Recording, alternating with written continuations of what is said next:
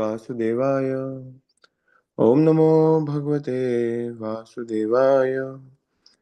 Shrimad Bhagavatam, Canto 4, Chapter 22, verses 6 and 7. Verse number 6. Hatakakshana ashinan swadhishneshva iva pavakan Shraddha Samyama Samyukta Prita Praha Bhavagrajan. Translation. The four great sages were elder to Lord Shiva, and when they were seated on the golden throne, they appeared just like the fire blazing on an altar. Maharaj Prithu, out of his great gentleness and respect for them, began to speak with great restraint as follows. Purport. The Kumaras are described herein as the elder brothers of Lord Shiva. When the Kumaras were born out of the body of Lord Brahma, they were requested to get married and increase the population. In the beginning of the creation, there was a great need of population. Therefore, Lord Brahma was creating one son after another and ordering them to increase. However, when the Kumaras were requested to do so, they declined. They wanted to remain brahmachari throughout life and be engaged fully in the devotional service of the Lord. The Kumaras are called Naishtika Brahmachari, meaning they are never to marry. Because of their refusal to marry, Lord Brahma became so angry that his eyes became reddish. From between his eyes, Lord Shiva or Rudra appeared. The mode of anger is consequently known as Rudra. Lord Shiva also has a sampradaya party known as the Rudra Sampradaya, and they are also known as Vaishnavas. Text number 7. Prituruvacha Aho Acharitam Kim Me Mangalam Mangalayana Yasya Yo Darshanam Niyasid Durdarshanam Cha Yogibhi. King Prithu spoke, my dear great sages, auspiciousness personified. It is very difficult for even the mystic yogis to see you. Indeed, you are very rarely seen. I do not know what kind of pious activity I performed for you to grace me by appearing before me without difficulty. Purport. When something uncommon happens in one's progressive spiritual life, it should be understood to be incurred by agyata sukruti or pious activities beyond one's knowledge. To see personally the Supreme Personality of Godhead or His pure devotee is not an ordinary incident. When such things happen, they should be understood to be caused by previous pious activity as confirmed in Bhagavad Gita 7:28. Yesham tav antagatam papam jananam punya karmanam. One who is completely freed from all the resultant actions of sinful activities and who is absorbed only in pious activities can engage in devotional service. Although Maharaj Prithu's life was full of pious activities, he was wondering how this his audience with the Kumaras happened. He could not imagine what kind of pious activities he had performed. This is a sign of humility on the part of King Prithu, whose life was so full of pious activities that even Lord Vishnu came to see him and predicted that the Kumaras would also come.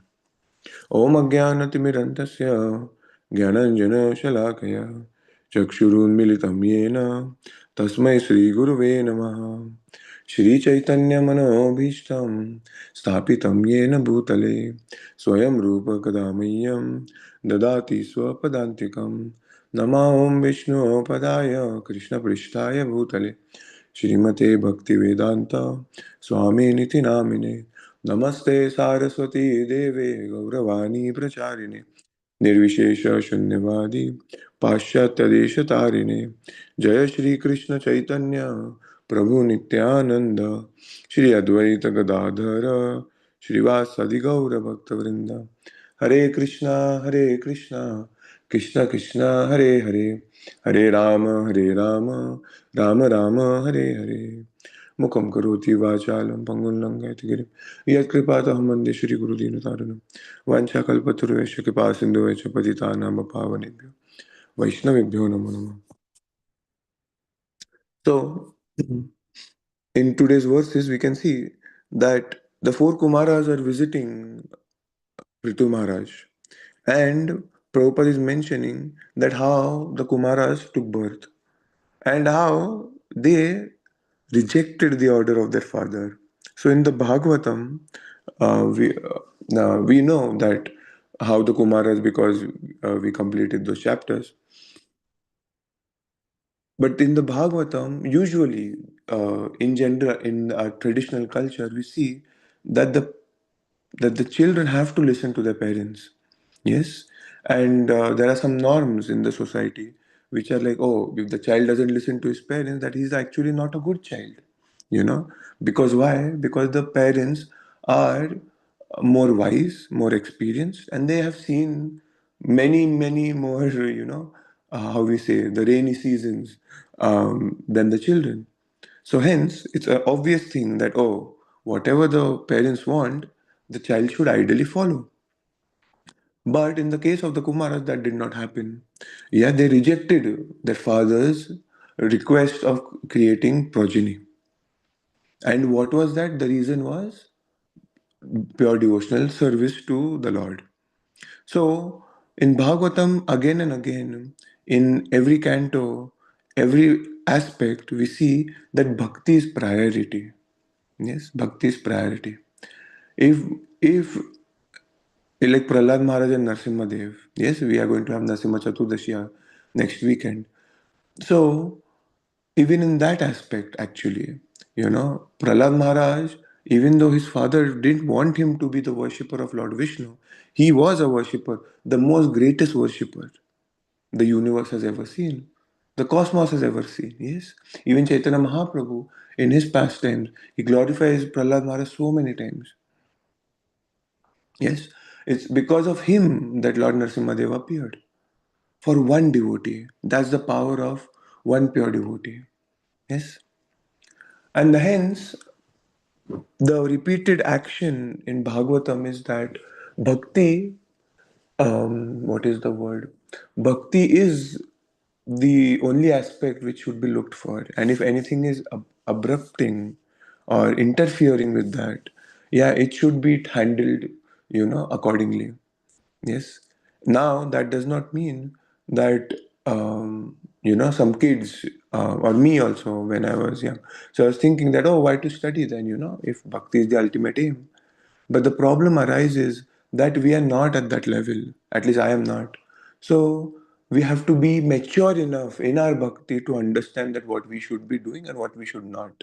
And that's why for general populace, there is the requirement of having a bona fide spiritual master who is in the disciplic line, so that they can judge, in a good way for our betterment, that how what should be done, whether this is right or that is wrong. But over here we know the Kumara is a very elevated soul, as because Prutu Maharaj is also not a common personality. Yes, he is empowered by the Lord. Yes, he is a part of the Lord. Like they say, the Shaktavesha Avatar. One of the aspects is Prithu Maharaj, or actually he is. The Lord actually appears as Prithu Maharaj. So we know that Prithu Maharaj is glorifying my dear great sages. Yes, it is very difficult for even the mystic yogis to see you. Why is he saying that? That actually the yogis, they can travel anywhere in the universe, but even then, it is difficult for them also to get the darshan of the four Kumaras, and what to speak of the general populace.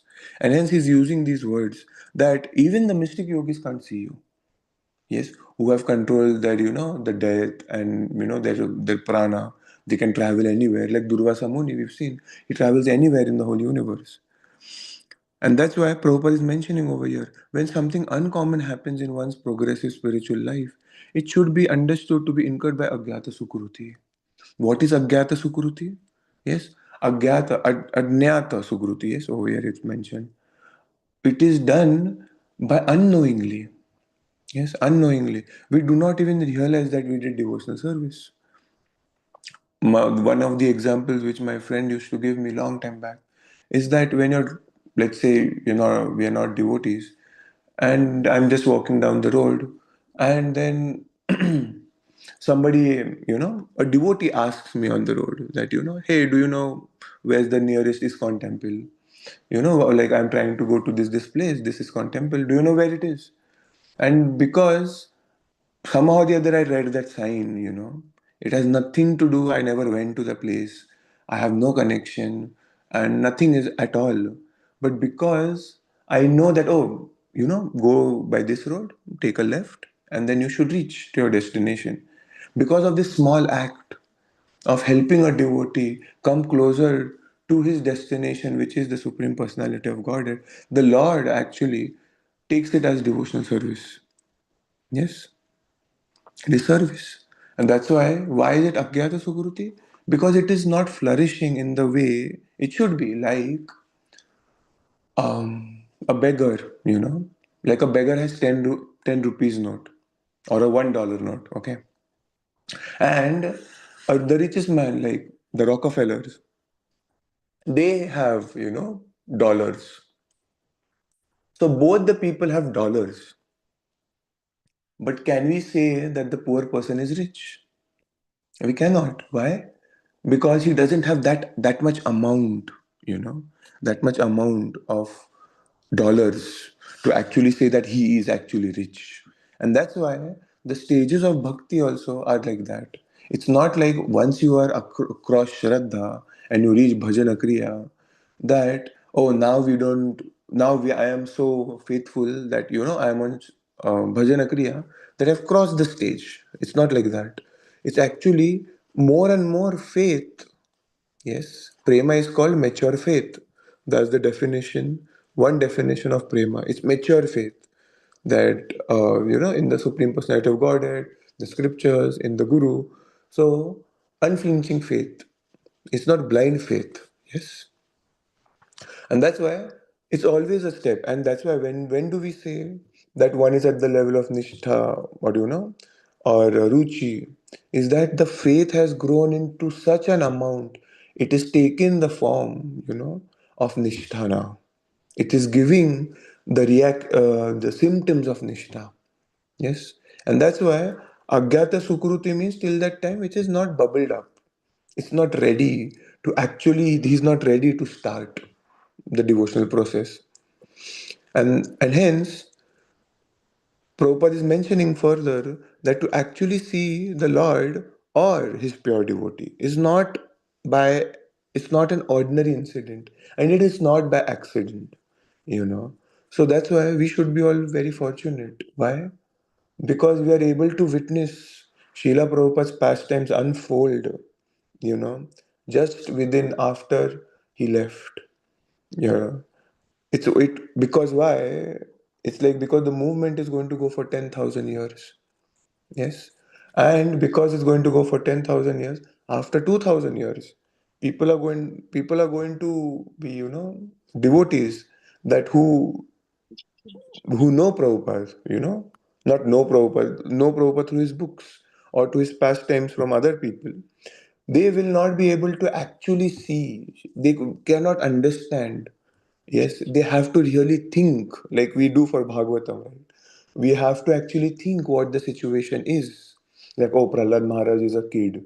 So you have to imagine, you have to put your head, you have to bang your head and think that, oh, what is Prahlad Maharaj actually going through? But for us, at this level, because we are so close to Srila Prabhupada, at least time wise, we know what the struggles are a little bit somewhere there, that what he must have faced in Vrindavan. We can actually, when we see the movies, we know that, oh, this was going on at that time, the war was going on, and this was going on, and still Srila Prabhupada, said this to his guru, and which makes sense, that we do not have independence. What are you talking about? Spreading the mission of Sri Chaitanya Mahaprabhu. And then his guru is saying that these people will come and go. But this is an urgent message. It has to be delivered to the world.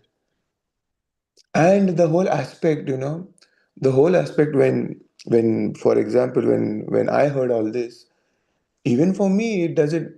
It's like because Srila Prabhupada is a pure devotee and these are pastimes. That's another thing. But for me, who's very new, yes, obviously, we have to deal with. There is so much inflation. There's so much this. There's so much that. I have so many problems in my life. How can I think about Krishna?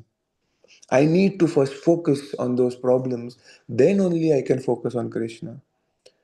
But the whole problem with all of this is that because our agyata sukruti is not that big enough, that's why our faith is having such problems. And that's why people, when crisis come, crisis is, I don't know how they call that, when problems come, because our faith is not that great and it's not built up, we tend to forget Krishna very easily. Yes, we tend to forget, tend to forget devotional activities, and then we start focusing on something which is, yes, relevant, but at the same time, we forget to take shelter of the Lord, thinking that this can wait. But it's the other way around. Without the shelter of the Lord, we are not actually going to have what we want. It's actually because of the Lord only that we are going to have anything. Whether it is solace in our heart, whether it is something mundane, whatever it is by the mercy of the Lord. But because that faith itself is lacking, that faith itself is lacking, that's why we tend not to depend on it. Yes, and that's why when Prabhupada is mentioning that it is not a